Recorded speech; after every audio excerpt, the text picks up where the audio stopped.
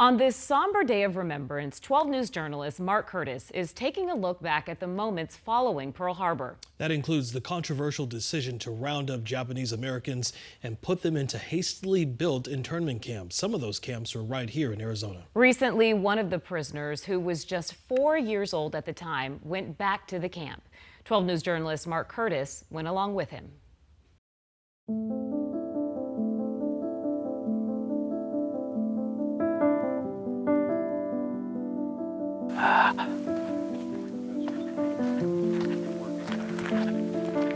December 7th, 1941,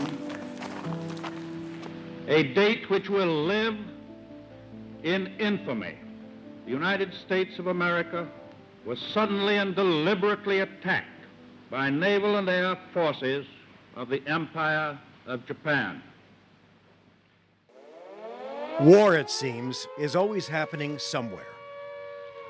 On the morning of December 7th, 1941, the world would once again become soaked in the blood of its sons and daughters as the Japanese attacked Pearl Harbor, bringing America into World War II. It's hard to believe in this desolate stretch of desert that Arizona's second largest city once stood. It's a city that popped up almost overnight after an incident 2,700 miles away in Pearl Harbor, and then 3 years later, just as quickly, it was gone. Well, again, I'm looking back at what happened. Dick Matsuishi doesn't remember much about that time.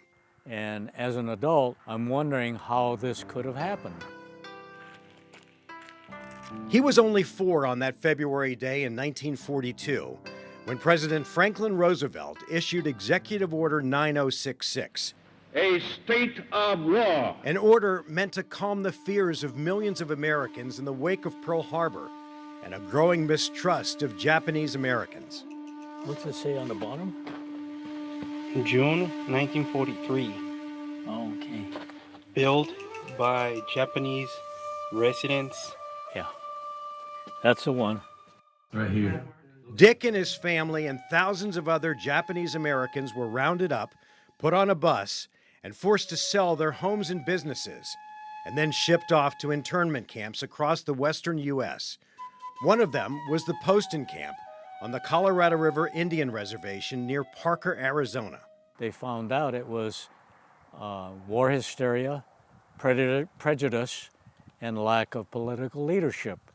And I think that's probably one of the major ones, was the lack of political leadership. It should have never happened.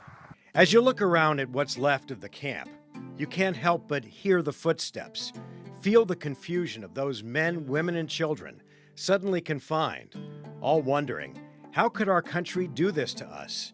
And while many felt that way, Dick was only 4 years into his life. Well, looking back, I had a ball. Because I was young, I didn't know what was going on. I did what my parents told me to do. I played with kids that were my same ethnicity, and we had a good time because we didn't know any better. The months at Poston turned into years. Christmases came and went. Romances were kindled. Children were born. And for Dick's father, who had been a farmer in California, the family was guided by a simple Japanese belief. Yeah, there's a term called shikataganai, and that is basically what you indicated. If something happens that you have no control over, you try to do the best you can with what you have. 1946. And so it went, until June of 1946, when President Harry Truman issued another executive order, this time allowing all of the Japanese prisoners to go home. But to what? The vast majority had to start over.